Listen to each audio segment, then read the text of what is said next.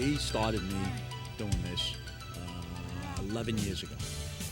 Okay, when I first came here, my daughter started as a freshman, and when I came to watch her, she tried out for softball. He was here doing it by himself, and what I found out was that he had one bad arm. Okay, his right arm was bad, and it was from polio, from when he was young, birth. And he was doing it all by himself. And we got talking, we got to know each other, and I asked him if he wanted some help. And he said, sure, come and help me. And then I would do all the infield with him and all the outfield. And So, well, having worked with him, what made him a special person, special coach? well, after the first, I'd say, month with him, I really found out that he was here for the kids. When I say the kids, it wasn't a job. It wasn't a paying job for him.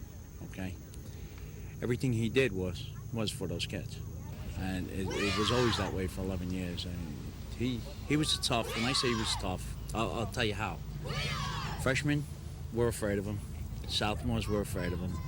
Juniors started to like him, and when the seniors left, they loved him. Okay. And that's a girl that played 4 years. That was her philosophy. When she got out of here in the fourth year, they loved her. When they graduated, he'd go and he dragged me into it. We'd go and usher, and he'd have roses for the whole. Every senior that graduated got roses from him, and he wouldn't even let me, like, it was his thing, you know. And the man just loved the kids. I mean, he started the first scholarship softball. The first softball scholarship went to my younger daughter, who's a junior now at Concordia. And since that first one, we've gotten one every year from different schools, Concordia, Mount St. Vincent, and this year there's a couple of my kids that we sent out. I did exactly what he did. You know, he showed me how to do all of that stuff. We sent letters to about 10 or 12 schools, colleges, and they're interested. They've called back. And I have to say that this is something that I can't tell you how great I feel about this for him, because he never really had anything. You know, even with his own family, it's a sad story. But when he was restricted and everything split in his family. His own kids moved to Texas, and he was really here by himself. So this became his family, and he cared about their marks. You have no idea. Every night on the phone for hours. I mean, you know, if somebody ever got hurt on this field, the first thing, as soon as the kid got home, he would call the kid's parents, and it was like he was a second father to everybody on the team. He cared about their marks. He would find out. He'd come into school early, make sure that everybody was passing, and if somebody was having problems, he'd make arrangements so that, you know, listen, this kid isn't going to come to practice for the rest of the week. This is going to be done, and he just loved the kids. I can't. There's no other way for me to say that.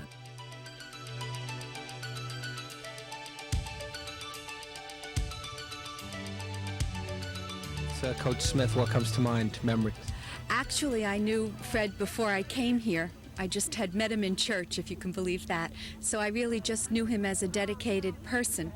And I was the director of guidance when I first knew him. And his interest was not only that the girls played in the sports, but he was forever trying to look for scholarships for them. And that was really my first connection with him. And he pretty much carried the Our Lady Victory name pretty well, huh? Oh, he certainly did. He was very, very dedicated. Okay. Anything else about this day, this ceremony?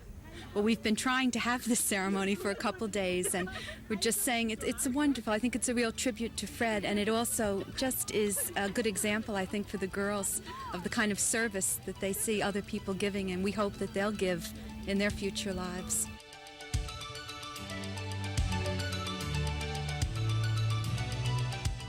Did you know Coach Smith at all? Yes, I've been here 4 years. I knew Fred my first 3 years here as the softball coach. He was also the chairperson for the Westchester Girls Athletic Association.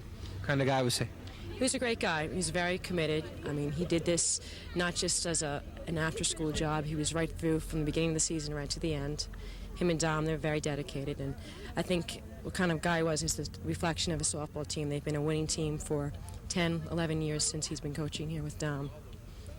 Some of his coaching, his philosophy still hang around the team? Yeah, he was committed, and I think all the girls here, they're up here 6-7 days a week sometimes. And that's a reflection of Fred and his commitment, that they've really adjusted since he's no longer here. I think his spirit carries on.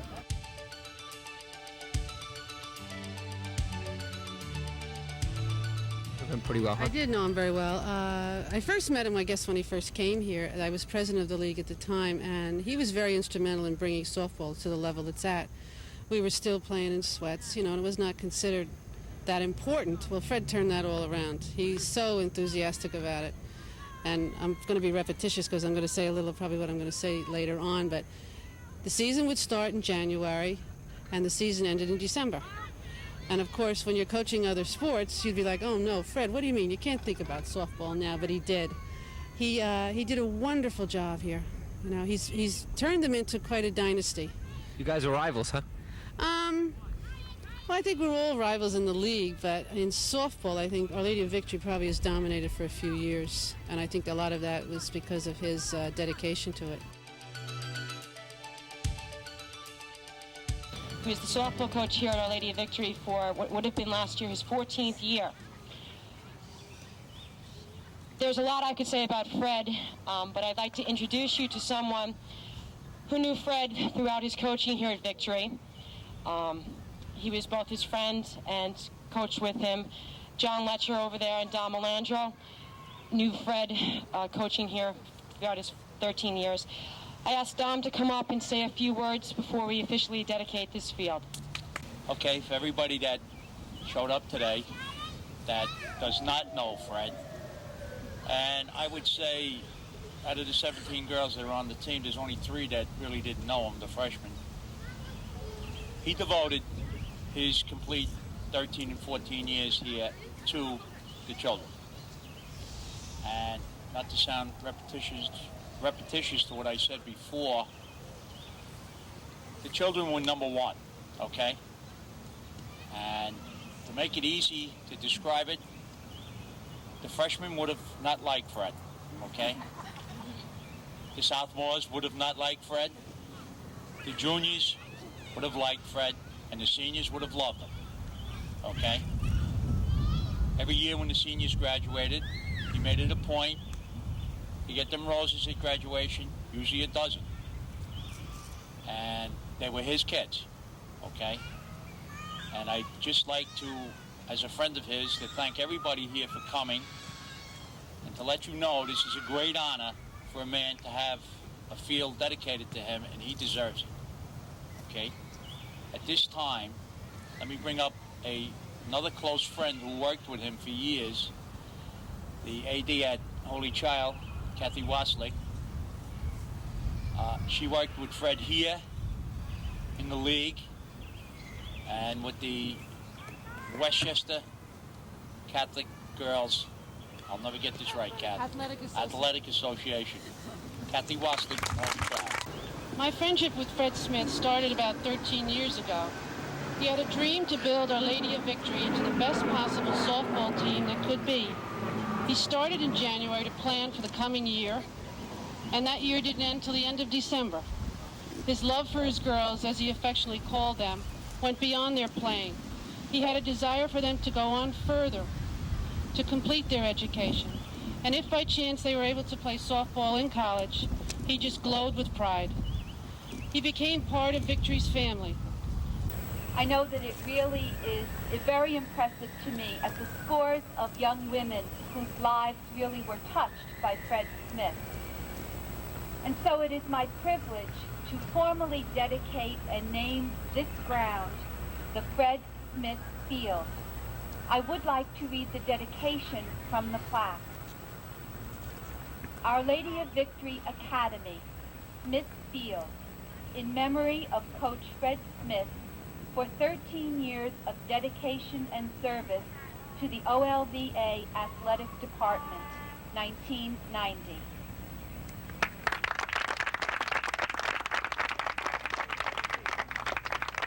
Let us for a moment ask the blessing of our God who created this earth and enriched us by Fred Smith's presence in our lives. And we pray. Loving God, from the abundance of your love, you have created this earth. We give you thanks for this beautiful field, for the coaches and the young athletes, both past and present, who have used it as a place to develop their own particular talents. We thank you today in a special way for the gift of Fred Smith in our lives. And may God, the source of every good, bless us and continue to give success to our endeavors. Amen. And I must say, just in closing, I couldn't let this moment go by without thanking our present coaches, both John and Dom, for their wonderful contribution. They keep the tradition going. And of course, to officially recognize the 100th win that Dom did have this year in the tradition.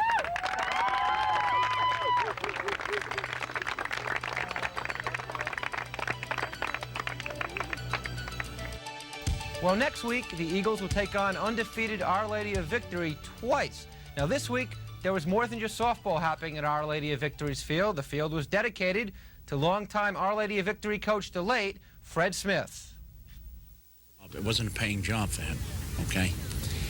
Everything he did was for those kids. His interest was not only that the girls played in the sports, but he was forever trying to look for scholarships for them. He was committed, and I think all the girls here, they're up here 6-7 days a week sometimes, and that's a reflection of Fred and his commitment that they've really adjusted since he's no longer here.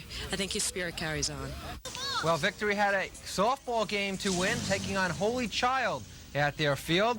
And as you can see, right next to the water. And would they win? Well, they thought they would.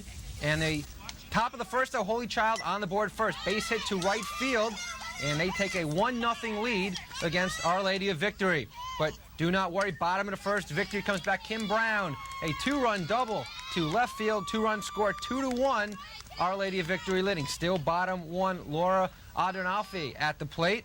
And she'd hit one to left field.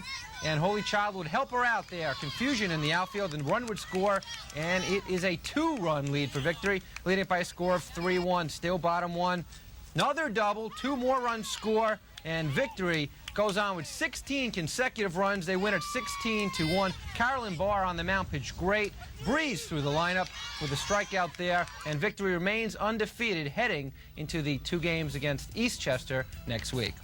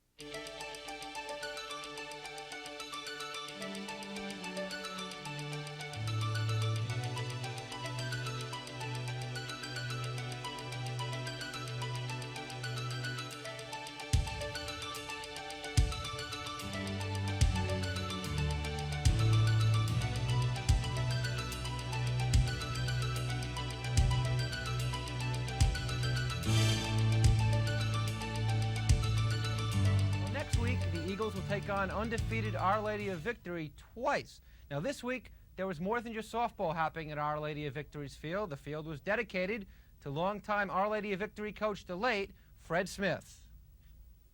It wasn't a paying job for him, okay? Everything he did was for those kids. His interest was not only that the girls played in the sports, but he was forever trying to look for scholarships for them. He was committed, and I think all the girls here, they're up here 6-7 days a week sometimes, and that's a reflection of Fred and his commitment that they've really adjusted since he's no longer here. I think his spirit carries on. Well, Victory had a softball game to win, taking on Holy Child at their field. And as you can see, right next to the water. And would they win? Well, they thought they would. And the Top of the first, though, Holy Child on the board first. Base hit to right field, and they take a 1-0 lead against Our Lady of Victory. But do not worry, bottom of the first, Victory comes back. Kim Brown, a 2-run double to left field, 2-run score, 2-1. Our Lady of Victory leading. Still bottom one, Laura Adonalfi at the plate, and she'd hit one to left field, and Holy Child would help her out there. Confusion in the outfield, and run would score, and it is a 2-run lead for Victory, leading by a score of 3-1. Still bottom one. Another double, 2 more runs score, and Victory goes on with 16 consecutive runs. They win at 16-1. Carolyn Barr on the mound pitched great. Breeze through the lineup with a strikeout there, and Victory remains undefeated heading into the 2 games against Eastchester next week.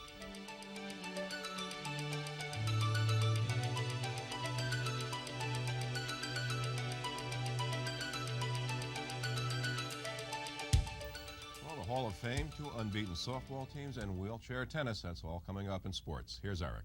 Yep, that's on the sports menu. Started off with this week the battle of the unbeatens in girls softball, Eastchester and Our Lady of Victory.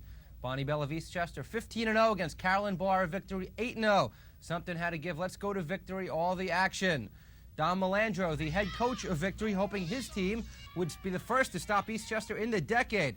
But defense was not here this day. Look at that. A fan can't hang on to the ball. Almost trips over himself. He rubbed off on Our Lady of Victory because Andre Rozzi's fly to center field. Dawn Wyckoff, Jen Hofnagel collide in the outfield. Now Eastchester still up. Tony Ann Palmiato, the batter, to center field again. Hofnagel this time redeems her error, makes the nice catch, fires to the plate. Dana Lynch is out, a double play. Look at this. It would have been a triple play, but there was already one out, so it was only a double play. Now Eastchester still up. Elise Seufer, look at a smash. He's one to left field. Wyckoff falls down. Pseudo Vecchio scores 3-0 Eastchester, 3-for-4 for Seufer. Skip Walsh, Eastchester's team picked up 15 runs, and Bonnie Bell of Eastchester gave up none. She strikes out Debbie Perez, and here Patricia O'Grady, 7th shutout of the year, 9 strikeouts for Bell in the game, and what a win, because Victory had been averaging 14 runs per game. Bell just one-hits them, as she's done all season.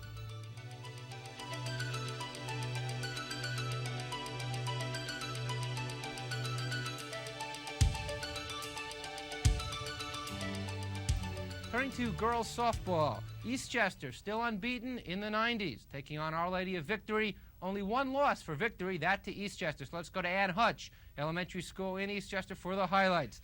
And things have been pretty good for Eastchester this year. All smiles there. Their coach Skip Walsh. Even when something goes wrong, Pseudo Vecchio gets hit on the head. Well, she just laughs it off for the Eagles. And that's because Bonnie Bell is their pitcher extraordinaire. Here striking out Debbie Perez. She got the win. 18-0 for Bell as she picked up another shutout. And here, Eastchester will get the final out as they win 7-0. They've won 49 straight games. Bell, listen to these numbers. 143 strikeouts, just 16 walks, and an ERA 0.40.